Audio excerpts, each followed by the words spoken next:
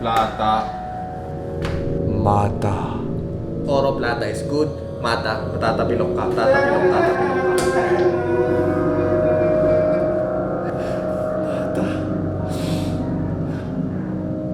So, dalawa lang ang naiisip kong solusyon dyan. Is either mag-hire kayo ng albularyo para mag-spread ng tawas parang si LeBron James. Dyan sa step na yan. Masamang espiritu, malis ka!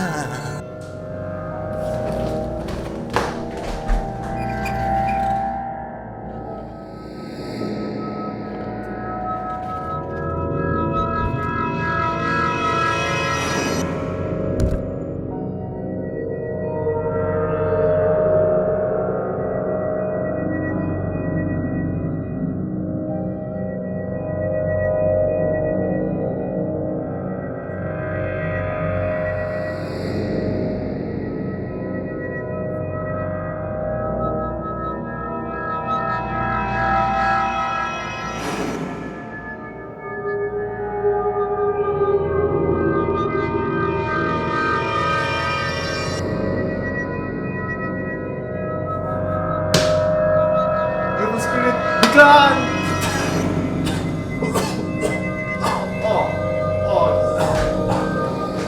Sakit sa mata, putik.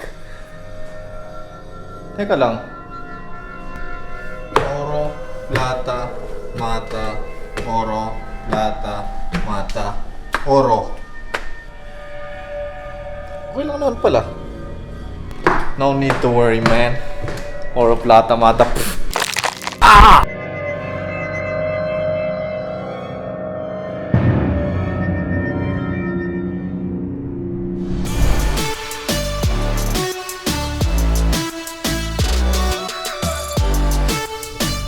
Kung nagtataka kayo kung nasaan tayo ngayon, kakasundo lang natin kay Crystal. So, Crystal, magpakita ka naman sa camera.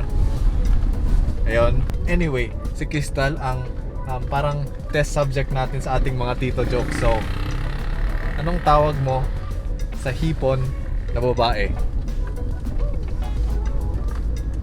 Shipon. Hindi kunyari hindi mo alam. Dangit. Alright, so andito na tayo sa ating studio number 2 and update lang, meron na tayong luxurious plans. Also, meron na tayong nabiling furniture para sa ating studio. So, ito yung standing desk na binili ko para doon sa studio part B. Yun nga lang, hindi ko pa napapa-renovate yun. Kaya, dito ko muna gagawin yung ating standing desk. Okay. Oh, tama ka tayo. Very nice. Open sesame.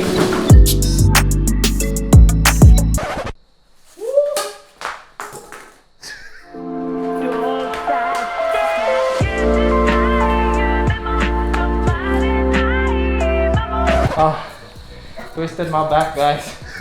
Also, makapunta nga sa mga kapitbahay. Holy guacamole. Okay, so ito na instructions. Orasan mo daw muna. Pindot-pindot. Magtaka ka daw pag nakasaksak. Tapos tawag ka ulit.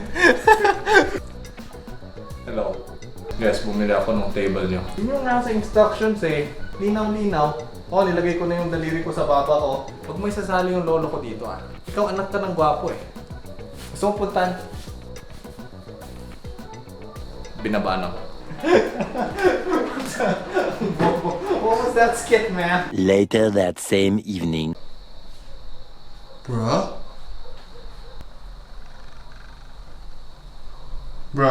what happened? Hindi ko mabuo yung table. So much instructions. Hanggang number 6. Taka ka ba? I just felt sorry. Tanga pa ako, motek. Commence assembling montage.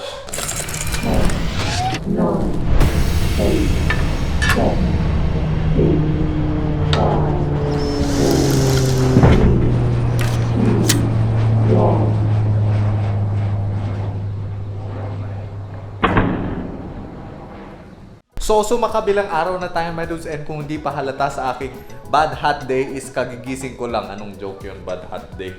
Anyway, kung papansin nyo is parehas pa rin yung ating suot na damit.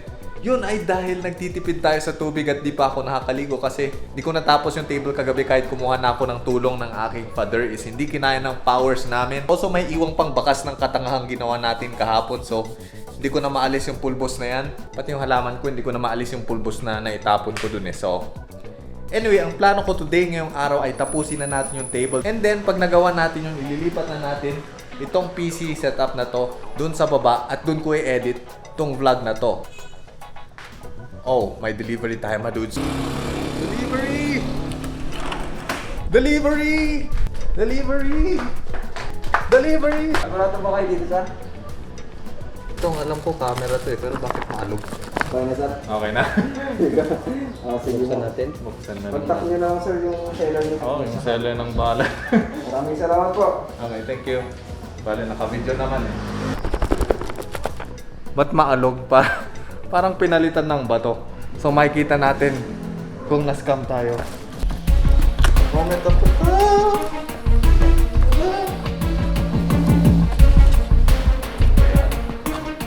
Please wag bato. Oh, nice. Hindi siya bato guys. All good. So update guys, yung kinabit nating pa kahapon. Tabingi. So ayun, inaayos na namin. Mali!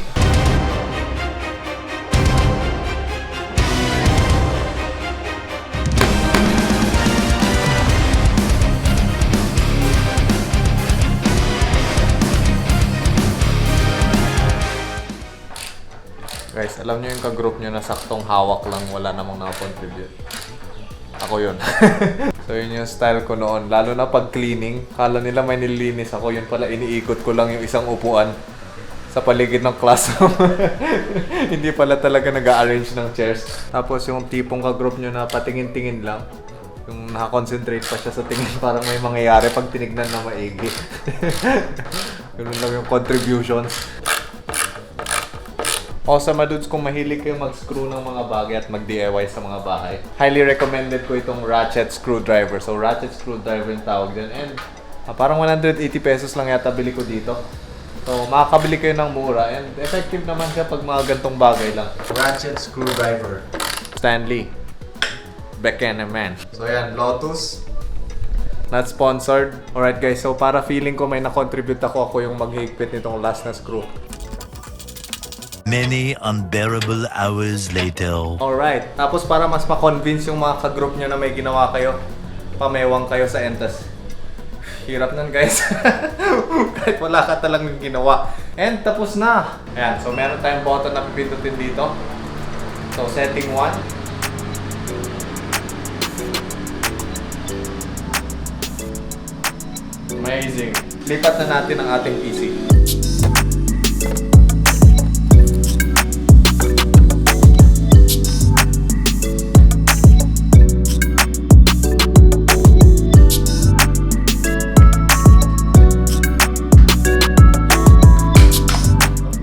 At ayan, tapos na natin ang ating standing desk. So, may dalawa akong problema, madudes. One is yung wire na nakuha ko. Masyadong mahaba, so may excess tayo dyan na pulupot ng wire. Two is wala pa lang Wi-Fi itong computer na nilipat ko sa baba. So, nasanay ako sa Ethernet. So, kaway-kaway sa Ethernet gang dyan. Yeah, Ethernet gang. Wi-Fi? Panghampas lupa. So, may katapat tayong Wi-Fi node dyan sa taas. Yun nga lang, walang Wi-Fi receiver itong PC na to. Mali! Okay, so pakita ko na sa inyo, madudes, kung paano gumagana itong standing desk. So, dito sa tabi ng standing desk natin, meron tayong buttons. So, ito, up or down. So, pag pinindot natin yan, tataas siya. And then, down, bababa siya. And then, itong numbers na to, ito yung settings na pinreset ko. So, itong 1, na preset ko na siya na sitting height. So, bam! Sitting height. So, pag napagod ako sa kakatayo, walang tayo ng chair, sitting height na siya. And then, pag di ko na trip umupo, is pwede natin pindutin itong number 2 at kusa na siyang tataas. So, yung weight limit nitong standing desk na ito is 80 kilograms. So, kaya nito magbuhat ng 1.5 liyan kasi mga 58 lang yata ako. So, mga ganun, mga 1.5 liyan ang kayang buhatin nitong desk na to. So, yun yung rason bakit may kiluhan dyan is kinilo ko muna itong computer setup ko para siguradong hindi ma-overload itong ating standing desk. Alright guys, so andito tayo sa SM at bibiling ko yung kulang dun sa aking computer. Tapos tignan natin kung may wireless keyboard tayo mahanapan, Madudes.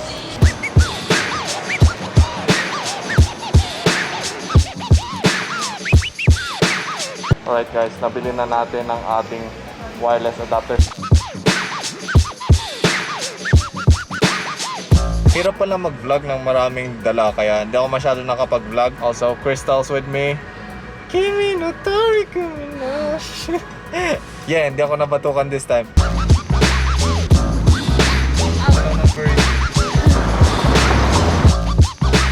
At yan, my dudes, meron na tayong internet dito sa PC na to.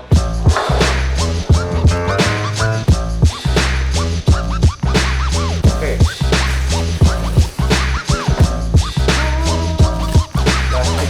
Uy! Muntik na yan pa ako, my dudes. Open here. Ito na, my dudes. Okay, so napakadaming bubble wrap. Sigurado kahit ihulog nyo sa third floor ito is hindi masisira yung laman ng package natin. So inside the package, meron tayong Ernie Ball cable. And then may dumating din tayong Zildjian na drumstick. So itong package na to is galing kay Sir Dionel Reyes or Sir Dioniel, Sir Juniel. Hindi ko sure kung na-butcher ko na yung pangalan mo, Sir Juniel. Anyway, maraming salamat sa package na to and sa special treatment dahil pinadalan niya ako ng drumsticks na Zildjian. So, isa sa pinakamalalang pwede mangyari habang nag-unbox ka is makater mo yung mismong package. So, para dito, Skizors ang ating gagamitin. Walang kwenta! Wow! Very nice. So, ayan, meron tayong freebie from Sir Dionel Reyes of Drums. Hoy! Muyo ka dyan! Nagko-concentrate ako, nag-unbox ako. Anyway, tulad nga ng sabi ko is, itong mga to hindi ko in-order. Pinadala to ni Sir Dionel Reyes from Drums. And dahil isa daw fan si Sir Dionel Reyes, kinontak niya ako and sabi niya magpapadala siya ng ganito. So, maraming salamat Sir Dionel Reyes of Drum Kings Trading. Tama ba? Drum Kings Trading. Unfortunately, wala akong drum set kasi nung lumipat kami, binenta ko kasi wala masyadong space sa bahay namin. So, beka na.